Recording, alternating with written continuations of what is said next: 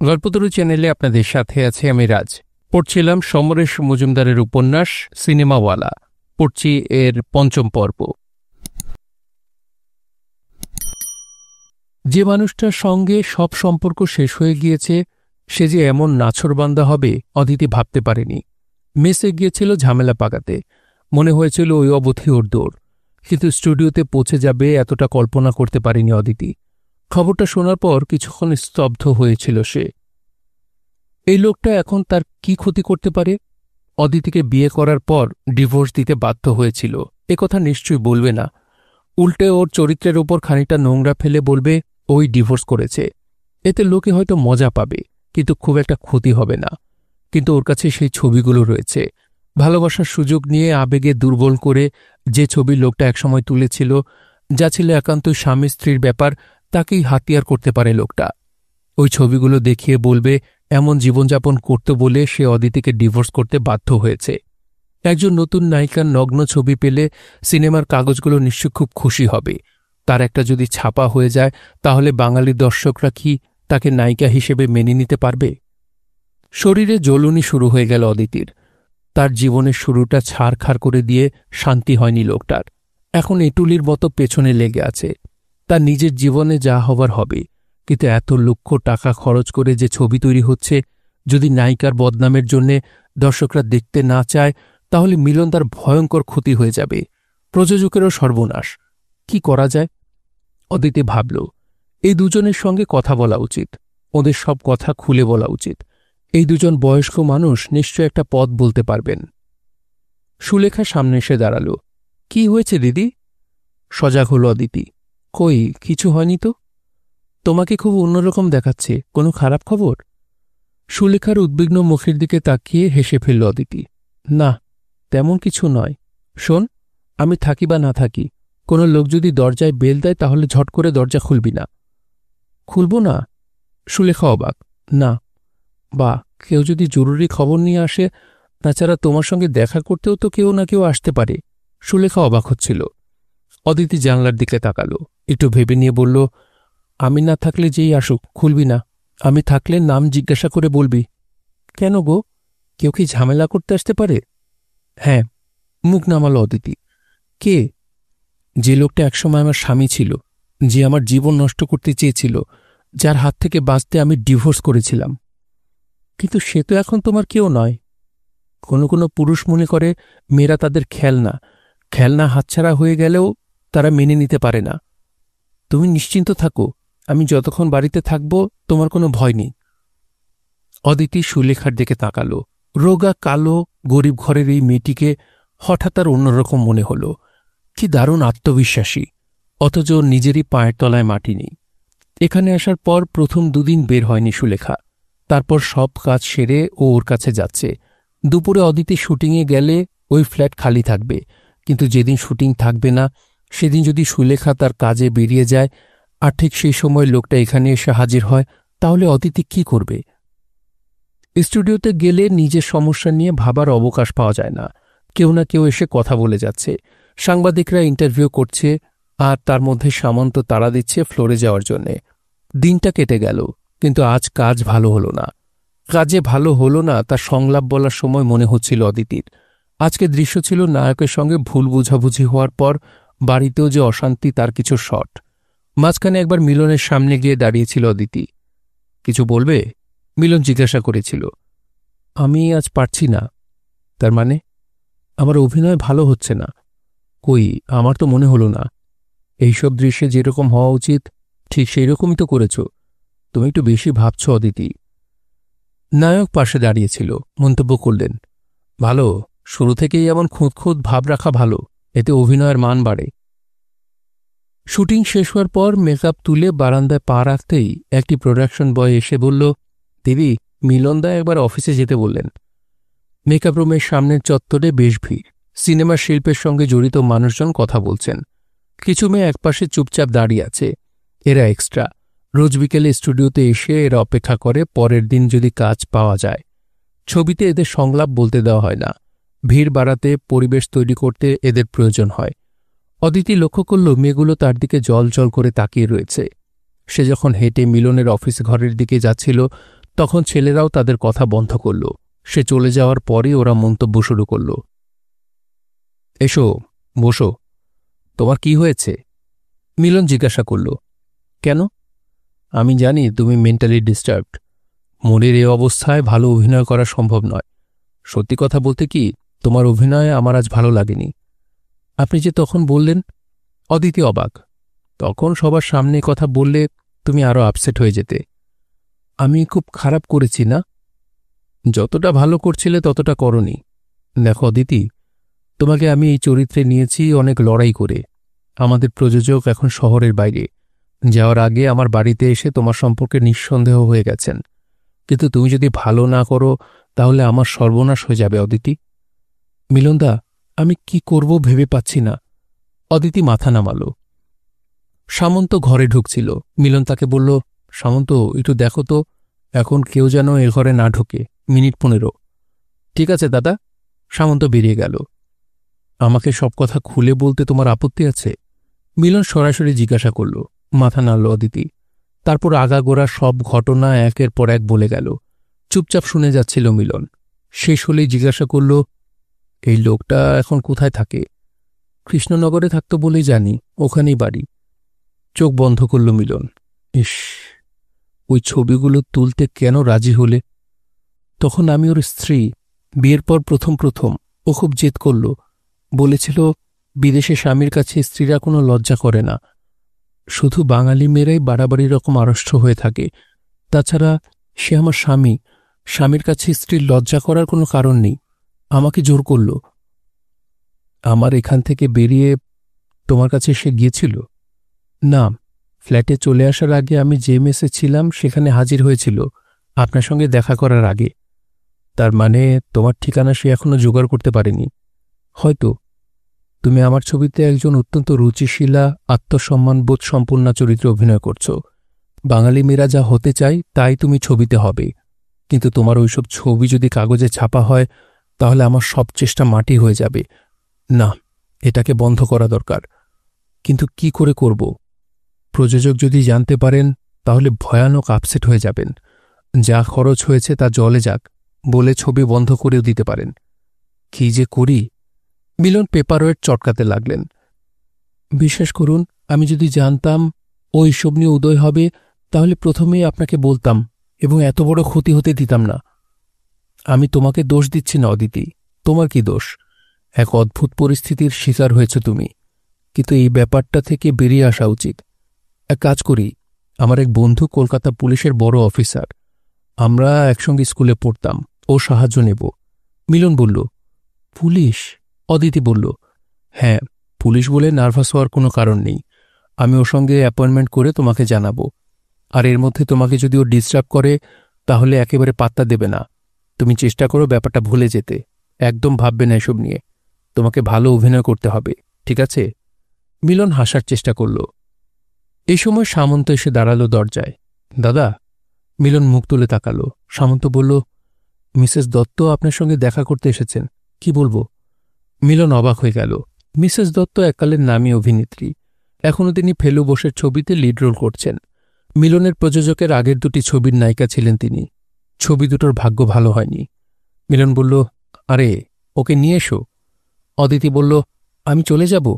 না না, মিসেস দত্ত মানে সুতপা দত্ত বাংলা ছবির এককালের নামকরা নায়িকা। এখনও তিনি নিজেকে অবশ্য তাই মনে করেন, তবু আলাপ হওয়া উচিত। মিলনের কথা শেষ হতেই ভদ্রমহিলা ঘরে ঢুকলেন। অদিতিকে দেখে সরু ভ্রু তুলে ঠোঁট বাঁকালেন। ডিস্টার্ব করলাম? মিলন উঠে দাঁড়াল। কি আশ্চর্য, একথা কেন? আসুন আসুন। সুতপা দত্ত পাশের চেয়ারে বসে রুমালের ঠোঁটের কোণ মুছে বললেন, একে চিনলাম না তো। এর নাম অদিতি। আচ্ছা, আপনার ছবির নায়িকা? কপাল করে এসেছ ভাই। যা, তুমি বলে ফেললাম। অনেক ছোট, নিশ্চয়ই কিছু মনে করবে না। অদিতি নমস্কার করার সময় পেল না। এই ভদ্রমহিলার ছবি সে অনেক দিন থেকেই রাস্তার পোস্টারে দেখেছে। তবে সেসব পোস্টারে ইনি বেশ রোগা ছিলেন। এখন শরীর ভারী হয়েছে, মুখের মেকআপ বেশ চড়া। অদিতি বলল, কপালের কথা বলছেন কেন? বাহ, বলবো না। একবারই নায়িকা, কজন এমন সুযোগ পায়? কপাল ছাড়া আর কি বলবো। তা মিলনবাবু, ছবির কাজ কেমন এগোচ্ছে? ভালোই। আপনাদের প্রডিউসার খুশি? মিলন সতর্ক হল, এই মহিলার সঙ্গে প্রযোজকের সম্পর্ক আছে, এমন কিছু বলা উচিত হবে না যা বুমেরাং হয়ে ফিরে আসবে।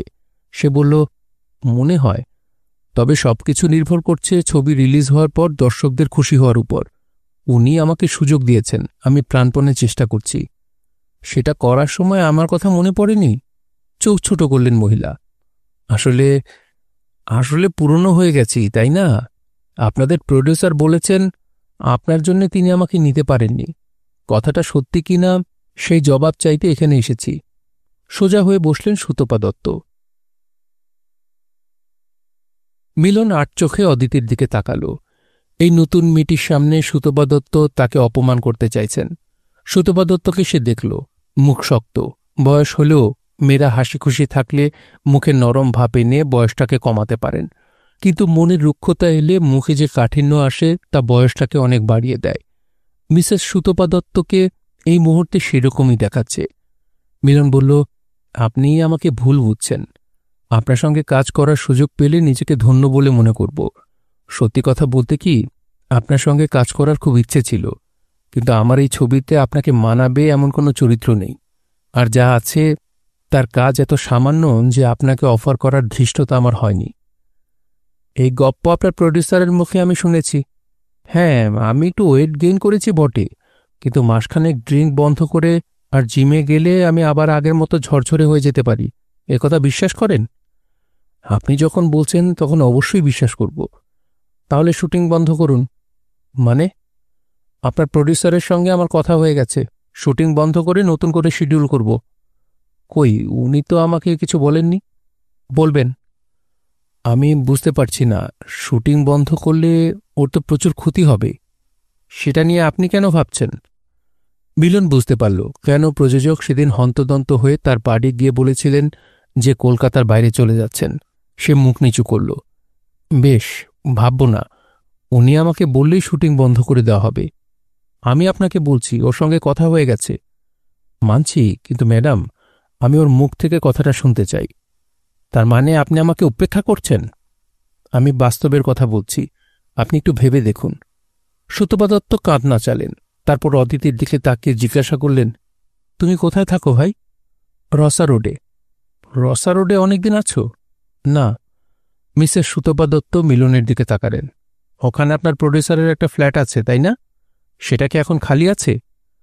কোন ফ্ল্যাটের কথা বলছেন জানি না, তবে অদিতিকে কিছুদিন থাকার জন্য ওখানে একটা ফ্ল্যাট দেওয়া হয়েছে, মিলন জানাল। আচ্ছা। চোখ বড় করে মাথা নাড়লেন মিসেস সুতপা দত্ত, তারপর ঘড়ি দেখলেন।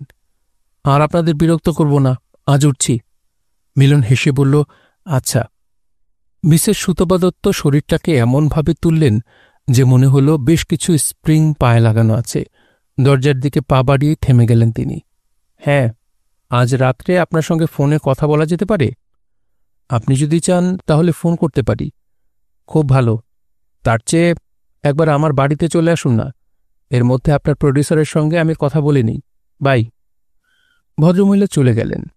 ওর যাওয়া দেখল অদিতি, তারপর মুখ ফেরাল। কি হবে? কোন ব্যাপারে জানতে চেয়েছ? উনি যা বললেন তাতে তো ছবিটা বন্ধ হয়ে যাবে।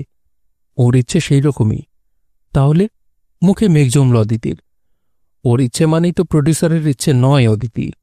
এই আবদার উনি 5 বছর আগে করলে হয়তো কাজ হতো। এসব নিয়ে তুমি চিন্তা করো না। সময়কে মেনে নিতে যারা পারে না তারাও ওই মহিলার মতোই হতাশায় ভোগে। জাগে, তোমার ব্যক্তিগত সমস্যা এখন তোমার একার নয়, আমাদেরও। যাও, বাড়িতে গিয়ে বিশ্রাম করো। স্টুডিওর গাড়িতে রসা রোডে ফেরার সময় অদিতি ভয়ে ভয়ে তাকাচ্ছিল। স্টুডিওর গেটে অথবা পেছনের ট্যাক্সিতে সেই লোকটা কি তার জন্য অপেক্ষা করে আছে? তার গাড়ি অনুসরণ করছে? সঙ্গে মেকআপ বক্স রয়েছে, নইলে তার ফ্ল্যাট বাড়ির সামনে সে নামত না। লোকটা যদি কোনো ট্যাক্সিতে অনুসরণ করে তাহলে তো তার ঠিকানা জেনে ফেলবে। কিন্তু গাড়ি তাকে নির্দিষ্ট বাড়িটার সামনে নামিয়ে দিল। ড্রাইভার মেকআপ বক্স পৌঁছে দিল ফ্ল্যাটে। সুলেখা তখনও ফিরে আসেনি। চাবি ঘুরিয়ে ভেতরে ঢুকে শূন্য ফ্ল্যাটে দাঁড়িয়ে অদিতির হঠাৎ মনে হল সে এত ভয় পাচ্ছে কেন। আজ যে কথা সে মিলনদাকে বলে এলো সেই কথা সমস্ত পৃথিবীকে জানাতে তো তার কোনো দ্বিধা নেই। কোনো মানুষ অকপট হলে দর্শকরা তাকে অবিশ্বাস করবে কেন? প্রডিউসারের বাড়িতে টেলিফোন করেছিল মিলন। তার মেয়ে বলল, উনি হঠাৎ বাইরে গিয়েছেন। আমায় বলেছেন আপনাকে জানিয়ে গিয়েছেন, তাই না? হ্যাঁ, তবু ভাবলাম যদি কোনো কারণে যাওয়া না হয়। কবে ফিরবেন? সেটা ঠিক বলেননি, কাল সকালে ফোন করলে জেনে নেব। আপনার শুটিং ঠিক চলছে তো? কোনো অসুবিধা হয়েছে নাকি? না না, সব ঠিক আছে। কাল ইনডোর শেষ হবে, এরপর আউটডোর। ফোন রেখে স্বস্তি পেল মিলন। যাক, ভদ্রলোক কথা রেখেছেন। কিন্তু সাপ যত নির্বিষী হোক, কামড়ালে ঘাতও হতেই পারে। মিসেস সুতপা দত্তকে শান্ত করা দরকার। এখন ঘড়িতে 7:30। মিলন দ্বিতীয় ফোনটা করল তার পুলিশ অফিসার বন্ধুকে। আগামীকাল সন্ধ্যের পর অ্যাপয়েন্টমেন্ট করে নিল। স্টুডিও থেকে বেরোবার সময় সামন্ত সঙ্গে ছিল। মিলন তাকে জিজ্ঞাসা করল, তুমি মিসেস দত্তর ঠিকানাটা জানো? জানি। কেন দাদা? ওর ওখানে একবার চলো তো। সঙ্গে সঙ্গে হাত জোর করল সামন্ত। মাফ করবেন দাদা, আমাকে যেতে বলবেন না। আমি আপনাকে বাড়িটা দেখিয়ে দিয়ে বাইরে অপেক্ষা করছি। আমাকে ভেতরে যেতে বলবেন না। কেন? আমি ওই ভদ্রমহিলাকে খুব ভয় পাই দাদা। মিসেস সুতপা দত্ত থাকেন মোর এভিনিউর একটি প্রাচীন বাড়িতে। দেখলেই বোঝা যায় এই বাড়ির একসময় আভিজাত্য ছিল। সামন্ত উল্টো দিকের একটা চায়ের দোকানে ঢুকে গেল। গেট পেরিয়ে বেল টিপল মিলন। দ্বিতীয়বারে একটা কাজের লোক দরজা খুলেই জিজ্ঞাসা করল, আপনি কোত্থেকে আসছেন? ডিরেক্টর প্রডিউসার ছাড়া দিদি এখন কারোর সঙ্গে দেখা করবেন না। মিলন হাসল। তাকে বলো মিলনবাবু এসেছেন। এই সময় একটি লোক ভেতর থেকে বেরিয়ে এলো, পাজামা ফতুয়া পরা, বেশ রোগা এবং খাটো চেহারার লোকটি চুপচাপ দাঁড়িয়ে থাকল। কাজের লোকটি ভেতরে চলে যাওয়া মাত্র লোকটি বলল, আপনি ছবি করেন? মিলন বলল, হ্যাঁ। আমার কাছে দারুণ দারুণ গল্প আছে, সুপারহিট হয়ে যাবে ছবি। আমার বউ যখন বাড়িতে থাকবে না তখন চলে আসুন, শুনিয়ে দেব গল্প। আরে না না, টাকা পয়সা নিয়ে কিছু ভাববেন না, ওটা পরে হবে। কত টাকা দেন স্টোরি রাইটারকে আপনারা? সেটা নির্ভর করে গল্পকার তার উপর। যাক, আমি গানও লিখি। আরে মশাই, আমার গানগুলো মেরে কত লোক বিখ্যাত গীতিকার হয়ে গেছে। আমি ভালো লোক বলে মামলা করিনি। এই তো আজই লিখেছি, দুজনে সেদিন দুলেছিল কত ফুলে ফুলে বনে বনে। কেমন? রবীন্দ্রনাথের কথা মনে পড়ছে। মিলন বলতেই কাজের লোক ফিরে এলো। আপনাকে দিদি ডাকছেন। দাদাবাবু, আপনি ওর সঙ্গে কথা বলেছেন? না তো। দ্রুত মাথা নাড়ল লোকটি। আমি শুনলাম আপনি কথা বলছেন, দিদি নিষেধ করেননি? কি আশ্চর্য! উনি গানের লাইন শুনতে চাইলে আমি চুপ করে থাকব? আমার প্রতিভা চিরকাল চাপা পড়ে থাকতে পারে না। লোকটি দ্রুত পাশের ঘরে চলে গেল। কাজের লোকটি বলল, আসুন। দোতলার যে ঘরে মিলনকে বসানো হল সেটি সুন্দরভাবে সাজানো। এই আধুনিক আসবাবপত্রগুলো এ বাড়ির চরিত্রের সঙ্গে মানায় না। দেওয়াল জুড়ে সুতপা দত্তের যৌবনের নানান ভঙ্গির ছবি টাঙানো। ভদ্রমহিলা যে সুন্দরী ছিলেন তা অস্বীকার করার উপায় নেই। সুতপা দত্ত ঘরে এলেন টাইট জিন্স আর গেঞ্জি পরে। এই পোশাক তাঁর শরীরের বাড়তি মেদ আরও প্রকট করে তুলেছে। ঘরে ঢুকে সুতপা দত্ত বললেন, থ্যাংক ইউ। কেন? বসুন। আপনি যে আমার বাড়িতে এসেছেন এই জন্যে ধন্যবাদ। বলুন কেন আসতে বলেছেন? আপনার প্রডিউসার কোথায়? আমি জানি না। ওর বাড়িতে ফোন করেছিলাম, শুনলাম উনি বাইরে গিয়েছেন। অবশ্য যাওয়ার আগে শুটিং যাতে ভালোভাবে চলে তার ব্যবস্থা করে গেছেন। আপনি তাহলে জানেন না? মিথ্যে কথা বলার কোনো কারণ নেই। লোকটা বাইরে চলে গেল আমাকে না জানিয়ে? এ ঘটনা গত 20 বছরে কখনো ঘটেনি। এত সাহস পেল কোত্থেকে? আমি যদি চাই তাহলে ওকে রাস্তায় দাঁড় করিয়ে দিতে পারি, তা জানেন? দেখুন, এইসব আপনাদের ব্যক্তিগত ব্যাপার, এর সঙ্গে আমার কি সম্পর্ক? আছে, সম্পর্ক আছে। সোফার হাতলে শরীর রাখলেন সুতপা দত্ত। আপনি ওই নতুন মেয়েটাকে নিয়ে এসে ওর মাথা ঘুরিয়ে দিয়েছেন। কি বলছেন? অদিতি ওর মেয়ের বয়সী। চুপ করুন, পুরুষ মানুষকে আমার চেনা আছে। মেয়ের বয়সী। রসা রোডের নিজের ফ্ল্যাটে নিয়ে গিয়ে তুলেছে যাতে গোপনে রাসলীলা করতে পারে। ওর ওই ভালো মানুষের মুখোশটাকে আমি টেনে ছিঁড়ে ফেলব। আপনি ওকে নতুন মেয়ে ভেট দিয়ে ছবির কাজে বাগিয়েছেন। ফোঁস করছিলেন সুতপা দত্ত। দেখুন, আপনি আমাকে অপমান করছেন। ওই কাজ করতে পারলে আমাকে শেষ ছবি করার পর এতদিন বসে থাকতে হতো না। আমি এত নিচে নামতে পারিনি মিসেস দত্ত। তাছাড়া অদিতিকে পাওয়ার আগে আমরা অনেক চেষ্টা করেছি নতুন কাউকে পেতে। প্রডিউসার শর্ত দিয়েছিলেন পুরনো নায়িকা নেওয়া চলবে না। না পেয়ে প্রজেক্ট বাতিল করে দিচ্ছিলেন উনি। নতুন মেয়ে? ওয়াই? কেউ রিস্ক নেয়? ও নিল কারণ ওর মুখ বদলাবার বাসনা হয়েছিল। বড় নিঃশ্বাস ফেললেন সুতপা দত্ত।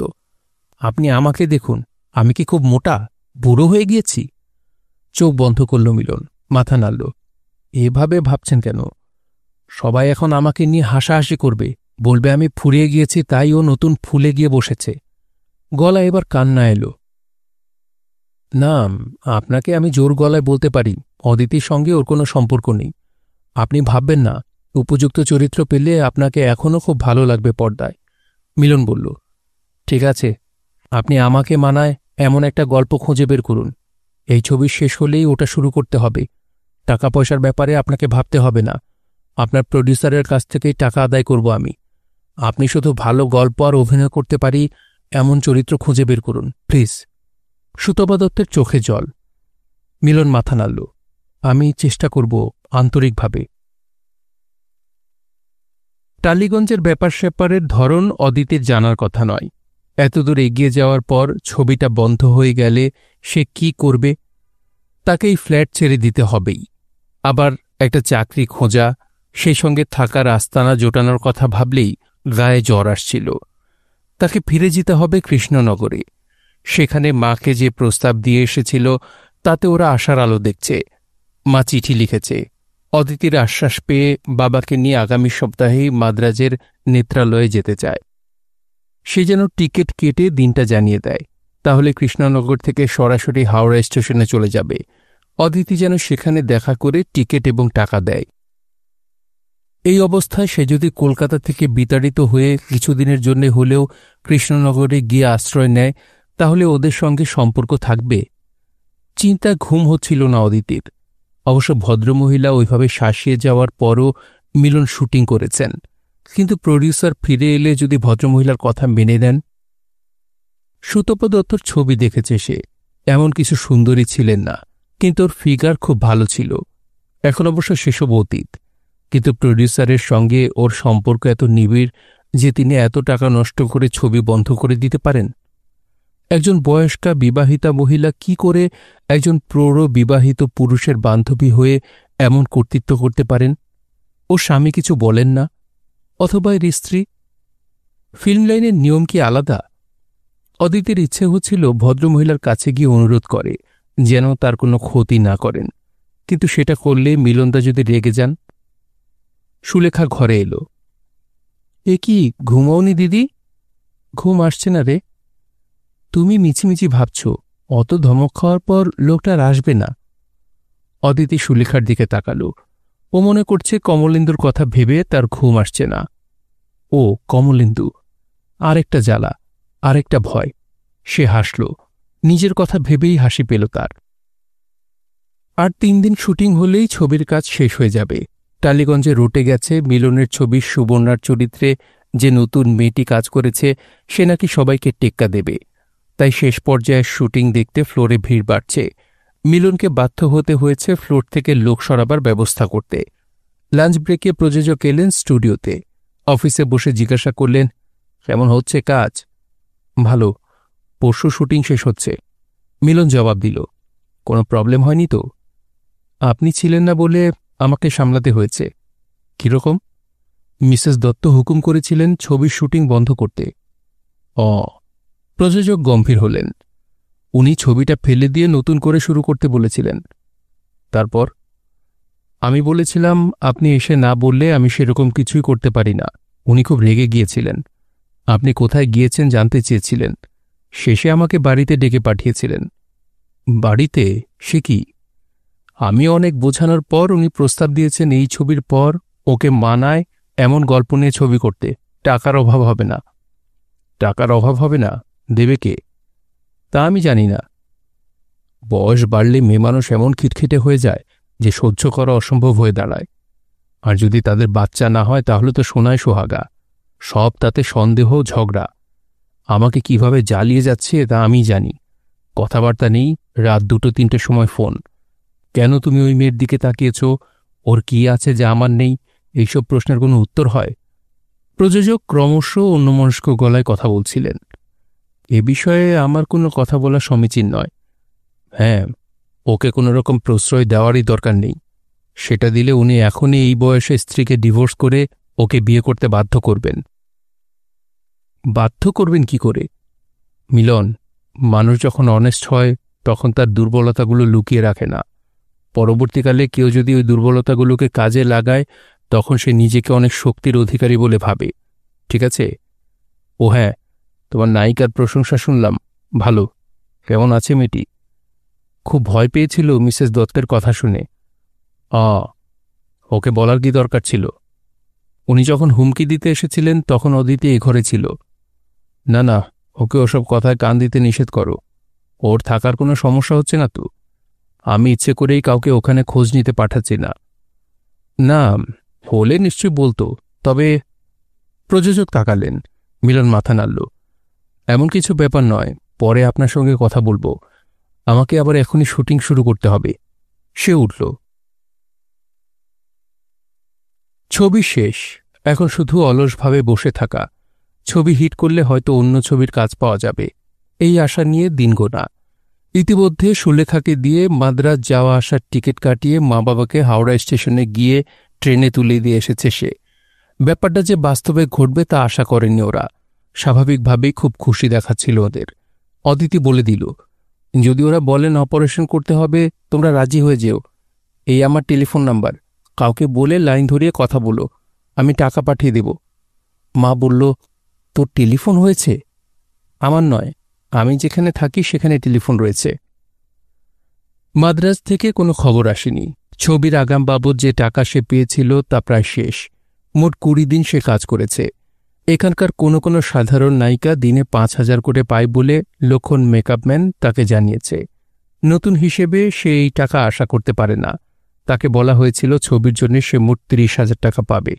প্রথমে দেওয়া হয়েছিল 5,000, মাঝখানে আবার 10,000 টাকা। সেই টাকা শেষ হয়ে যাওয়ার মুখে, অথচ সে মিলনকে মুখ ফুটে টাকার কথা বলতে পারছে না। তার এবং সুলেখার জন্য খরচ বেশি হয় না, শুধু খাওয়ার খরচ। ফ্ল্যাটের ভাড়া, ইলেকট্রিক অথবা টেলিফোনের বিল তার কাছে আসছে না। কিন্তু কিছু মেকআপের জিনিস অথবা মেকআপম্যানের কথা মতো বিউটি পার্লারে যাওয়া তো আছেই, আর টাকা না পেলে এসব বন্ধ করতে হবে। এই সময় সামন্ত এলো ফ্ল্যাটে। দিদি ভাই, কাল সকাল 9টায় রেডি থেকো। কেন? বা ডাবিং করবে না? ডাবিং? আরে, এতদিন যেসব সংলাপ শুটিংয়ের সময় বলেছ তা দর্শকরা খুব স্পষ্ট শুনতে পাবে না বলে ছবিতে তোমার ঠোঁট নাড়া দেখে সংলাপ বুলিয়ে রেকর্ড করে জুড়ে দেওয়া হবে। এই স্ক্রিপ্ট দিয়ে গেলাম, চোখ বুলিয়ে রেখো। ডাবিং করতে গিয়ে খুব মজা পেল অদিতি। পর্দা জুড়ে যখন তার ছবি আসছে তখন যেন নিজেকেই অজানা অচেনা মনে হচ্ছে। সেই ছবি কোনো কথা বলছে না, ঠোঁট নড়ছে, চোখ ঘুরছে, কোনো শব্দ নেই। মিলন জিজ্ঞাসা করল, তুমি শুটিংয়ের সময় কিভাবে সংলাপ বলেছ তা কি শুনে নিয়ে বলবে? যেভাবে ভালো হয়। অদিতি বুঝতে পারল না। একটা হেডফোন এলো, সেটা মাথায় পড়ে সুইচ অন করতে এবার ছবির ঠোঁট নাড়ার সঙ্গে সংলাপ শুনতে পেল। অনেকটা স্পষ্ট, কিন্তু মাঝে মাঝে অন্য শব্দ আছে।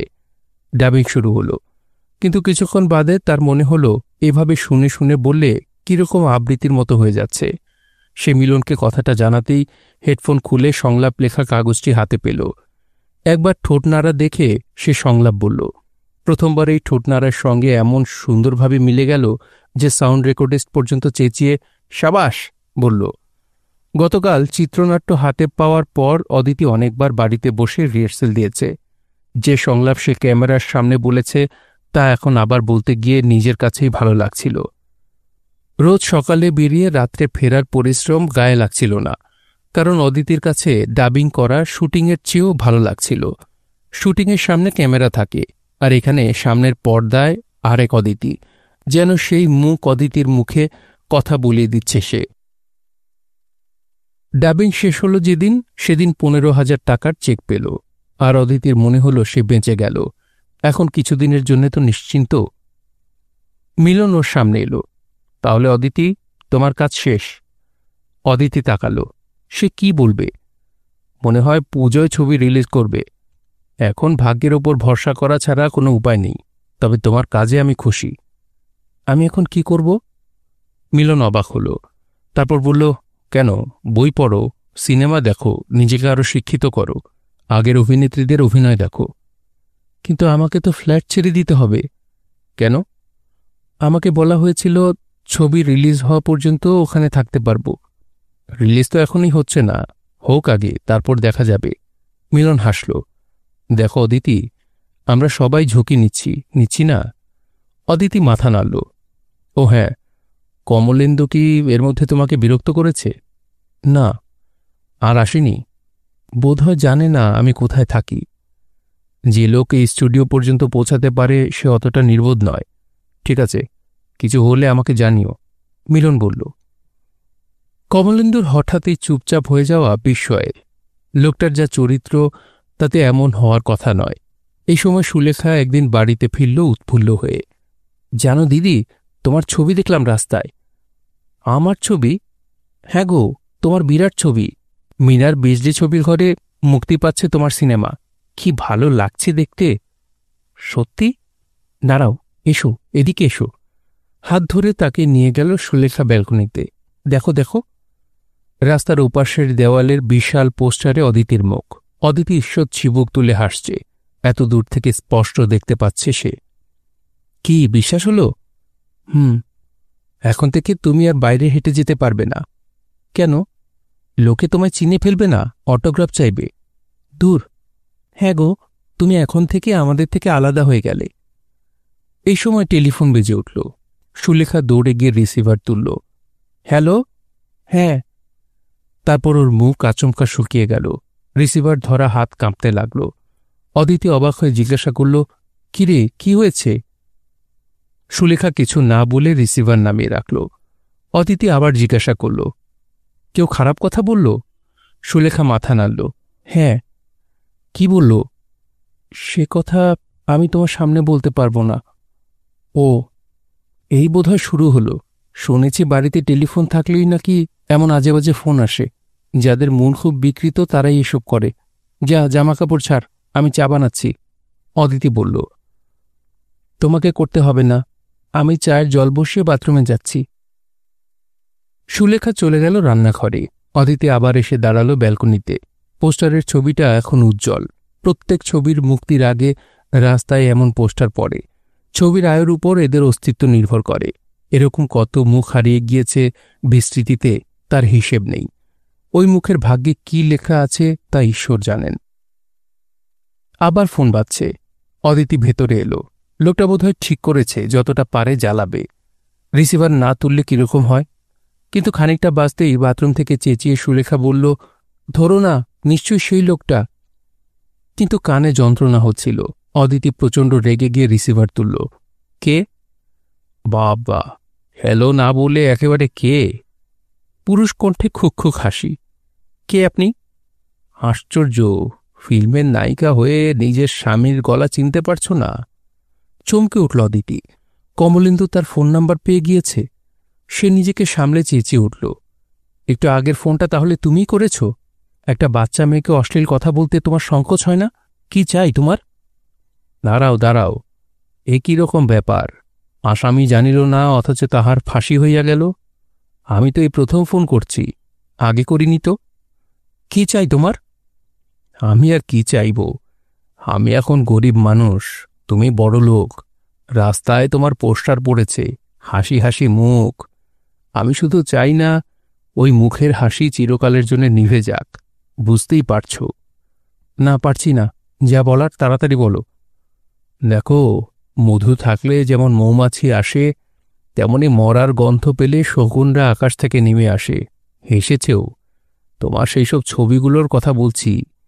3-3টে সিনেমার পত্রিকা আমাকে পাগল করে দিচ্ছে ওগুলো পাওয়ার জন্যে। মোটা টাকা দাম দিতে চাইছে তারা। আমি বলেছি, দেখুন মশাই, হে আমার স্ত্রীর নগ্ন শরীরের ছবি। তার অনুমতি ছাড়া তো আমি এগুলো হাতছাড়া করতে পারি না। তাই তোমার অনুমতির জন্যে আমি ফোন করছি। তুমি তুমি ও ভগবান! অদিতি চোখ বন্ধ করল। না না, তোমার আমার মধ্যে ভগবান আসুক আমি চাই না। তোমার কাছে এখনই তেমন টাকা পয়সা নেই আমি জানি, কিন্তু তোমার পরিচালককে বলো, হারামিটা খুব অপমান করেছিল আমাকে। বেশি নয়, মাত্র 2 লাখ টাকা চাই। সামনের শুক্রবারে তোমার ছবি হলে দেখাবে। তোমার নগ্ন ছবি সিনেমার পত্রিকায় ছাপা হলে ছবির 12টা বেজে যাবে। আমি সেটা চাই না। তাই ওরা টাকাটা দিয়ে দিক, আমিও ছবি ফেরত দিয়ে দেব। কাল সকালে ফোন করব, ঠিক আছে? কট করে লাইনটি কেটে গেল। অদিতির মনে হলো পায়ের তলার মাটি টলমল করছে। এখনই আছাড় খাবে সে। রিসিভার নামিয়ে রেখে সে চেয়ারে বসে পড়ল। এই লোক টাকার জন্য সবকিছু করতে পারে। তার মনে পড়ল মিলন একবার বলেছিল কোন এক পুলিশ অফিসারের কাছে তাকে নিয়ে যাবে, যিনি সাহায্য করতে পারেন। তালেগুলি নিশ্চয়ই মিলন ভুলে গেছে কথাটা। কিন্তু এখন যদি মিলন বা প্রডিউসার বলেন, তার জন্য কেন তারা ঝামেলা জড়াবে? 2 লাখ টাকা কেন তারা দিতে যাবে? ছবি বাঁচানোর জন্যেই? অদিতি কি করবে বুঝতে পারছিল না। তার ব্যক্তিগত সমস্যার জন্যে ছবি যদি ডুবে যায়, তাহলে এরা তাকে ক্ষমা করবে না। আর যত ভালো অভিনয় সে করুক, অন্য কেউ তাকে কাজ করতে ডাকবে না। তবু বলতে হবে। স্টুডিওতে ফোন করে সে অনেক চেষ্টার পর সামন্তকে ধরতে পারল। সামন্ত জিজ্ঞাসা করল, কি ব্যাপার দিদিভাই? মিলনদা কোথায়? মিলনদা প্রডিউসারের অফিসে গিয়েছে, মিটিং আছে। সেখানকার টেলিফোন নাম্বার পেতে পারি? সামন্ত নাম্বারটা দিতেই ডায়াল করল অদিতি। হ্যালো। আচ্ছা, ওখানে মিলনবাবু আছেন? কে বলছেন? ওকে বলুন আমি অদিতি। ও আচ্ছা, কি খবর তোমার? পোস্টার দেখেছ? এই গলা প্রডিউসারের। অদিতি নিঃশ্বাস ফেলল। হ্যাঁ, কয়েকটা জায়গায় বড় হেডিং পড়েছে। কাল থেকে সব কাগজে বিজ্ঞাপন বেরোচ্ছে। সামনের শনিবার আমি একটা পার্টি দিচ্ছি, তোমার কাছে কার্ড যাবে, সময় মতো চলে এসো। প্রডিউসার হাসলেন। হ্যালো, মিলনদার গলা। কি ব্যাপার অদিতি? মিলনদা, আমার খুব বিপদ, আপনি একবার আসতে পারবেন? কি হয়েছে? ও ফোন করেছিল, ব্ল্যাকমেইল করতে চাইছে। তুমি অপেক্ষা করো, আমরা এখনই আসছি। রিসিভার নামিয়ে খেয়াল হল মিলনদা আমি না বলে আমরা বললেন। তার মানে সঙ্গে কি প্রডিউসারকে নিয়ে আসছেন? নিজেকে সে কখনোই ক্ষমা করতে পারবে না ছবির কোনো ক্ষতি হলে। সিনেমা লাইনের লোকজন সম্পর্কে আগে সে যা শুনেছিল, এদের সঙ্গে মেলামেশার পর তার ধারণা একদম বদলে গিয়েছে। এই লাইনে তো এদের মতো মানুষও আছেন। 8 ঘণ্টা পরে বেল বাজতে সুলেখা দরজা খুলে দিল। অদিতি এগিয়ে গিয়ে বলল, আসুন। ওরা ঘরে এসে বসলেন। 2 জন নয়, 3 জন এসেছেন। প্রডিউসার প্রথম কথা বললেন, এইসব ব্যাপার আমি জানতাম না। এখানে আসার পথে মিলনের মুখে সব শুনলাম। আজ তোমার এক্স হাজব্যান্ড কি বলেছে? 2 লক্ষ টাকা চেয়েছে, নইলে ছবিগুলো সিনেমা পত্রিকায় ছাপার জন্য বিক্রি করে দিবে। লজ্জায় 2 হাতে মুখ ঢাকল অদিতি। প্রডিউসার মিলনের দিকে তাকালেন। তোমাকে বলেছিলাম না, অনেক মানুষ তার দুর্বলতা প্রিয়জনদের কাছে লুকিয়ে রাখেন, কিন্তু পরে সেটাই হয়তো তার সর্বনাশ ডেকে আনে। মিলন বলল, অদিতি, ইনি আমার বন্ধু, কলকাতা পুলিশের একজন বড় অফিসার। উনি যা জিজ্ঞাসা করবেন তার জবাব দাও। অফিসার বললেন, আপনাদের ডিভোর্স হয়ে গেছে? হ্যাঁ, কৃষ্ণনগরের কোর্টে। কেন হলো? ও টাকার জন্য আমার উপর অমানসিক অত্যাচার করত। ডিভোর্স করার পর দেখা করত? না, তবে আমি যখন কলকাতায় চাকরি করতে আসি, তখন একদিন কৃষ্ণনগরের বাড়িতে গিয়েছিল, তারপর মেসে এসেছিল। ওকে কি খুব বুদ্ধিমান মনে করেন? আমি ঠিক বুঝতে পারি না। ও কবে ফোন করবে বলেছে? আগামীকাল। বেশ, ফোন করলে বলবেন ছবিগুলো নিয়ে আপনার কোনো মাথা ব্যথা নেই। আপনার প্রডিউসার সব শুনে বলেছেন ওইসব ছবি কাগজে ছাপা হলে ছবি সুপারহিট করবে, কারণ লোকে আপনাকে দেখতে ছুটবে। হ্যাঁ, কি বলছেন আপনি? ঠিকই বলছি। এটা শুনলে লোকটা ঘাবড়ে যেতে পারে, হয়তো টাকার অঙ্ক কমাতে পারে।